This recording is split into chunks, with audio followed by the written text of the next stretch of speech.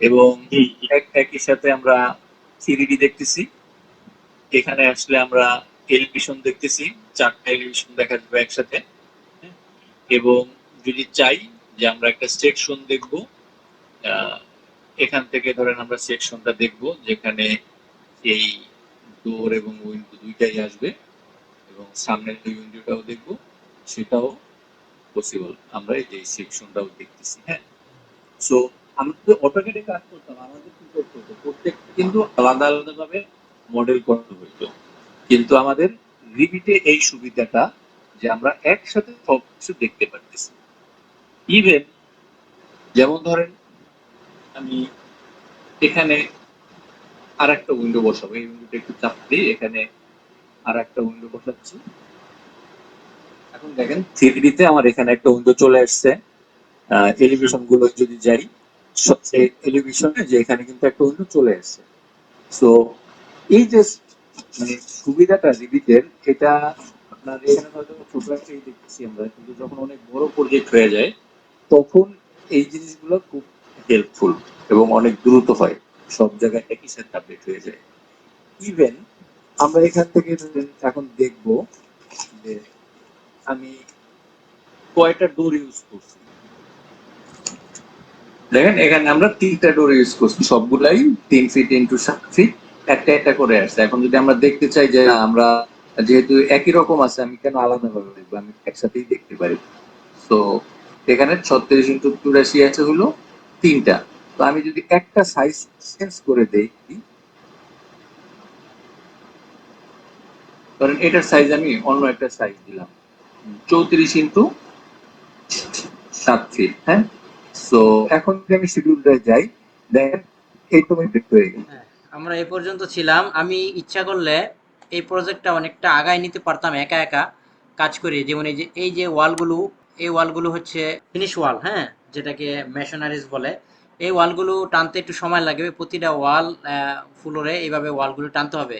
তো আমি একা কাজ করতে পারতাম ইচ্ছা করলে, কিন্তু আমি করি নাই। যে আপনারা ক্লাসটা দেরি হোক, আপনারা একটা প্রজেক্ট যদি পার্মানেন্টলি এ টু জেড দেখেন, তাদের জন্য এটা একটা মানে এটা ট্রাস্টেবল একটা বিষয় থাকবে। এই জন্য আমি আপনাদের সামনেই যা করব আপনাদের সামনেই করব। বুঝতে পারছেন? তাহলে জি। আমি নীরব হয়ে দেখেন, আমি এই ওয়ালগুলো ড্র করি। হ্যাঁ, ওয়ালগুলো কিভাবে ড্র করা এটা একটা বিষয় আছে।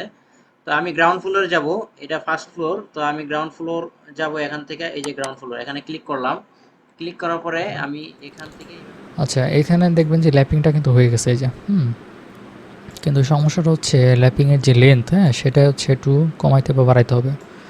তো সেটা করার জন্য আমরা হচ্ছে এটা সিলেক্ট করব। সিলেক্ট করার পরে এখানে এই যে এখানে একটা অপশন আসবে, ওভাররাইট ক্র্যাঙ্ক লেন্থ। এটা যদি আমরা ঠিক করে দিই তো আমরা সবগুলাই ম্যানুয়ালি ঠিক করতে পারবো। যেমন আমার এইখানে মাত্র 2 ফিট 6 ইঞ্চি আছে না, আমরা একটু বাড়াইতে হবে। আমার হচ্ছে যে নিচের রডটা হচ্ছে এ পর্যন্ত, হ্যাঁ, আমার এই ল্যাপিংটাকে এ পর্যন্ত নিয়ে যেতে হবে। তো সেটা করার জন্য আমরা এটা সিলেক্ট করলাম। সিলেক্ট করার পরে এইখানে 2 ফিট 6, হ্যাঁ, এটা হচ্ছে আপনার এ। হ্যাঁ, এই যে এ, এইখান থেকে বাড়াইলেও হবে, আবার যদি আমি এইখান থেকে চাই এইটাও বাড়াইতে পারি। সাপোজ এখানে হচ্ছে 5 ফিট দিয়ে দিলাম, 5 ফিট বা 4 ফিট।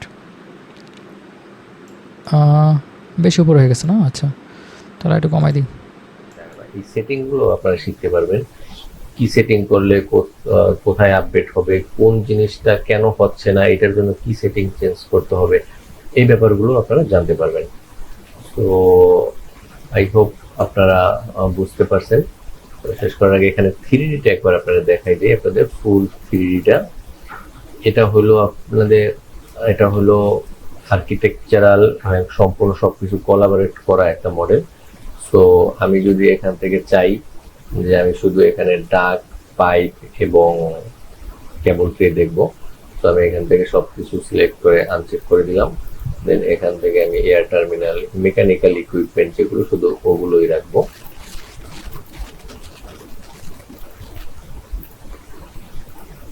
তাহলে আমি এগুলো সিলেক্ট করে নিলাম। এখন দেখেন এই হইলো এটা ডাক পাইপের অবস্থা। সো এটা তো একটা জাস্ট স্যাম্পল মডেল, এখানে আসলে আপনার ওরকম ক্লাস সলভ এগুলো নাই, কিন্তু আমরা এর থেকেও অনেক বেটার মডেলিং করব, শিখব, এবং সুন্দরভাবে বিউটিও কিভাবে এক্সপোর্ট করা যায় রিয়েল প্রজেক্ট দিয়ে আমরা এই সমাধানগুলো করার চেষ্টা করব।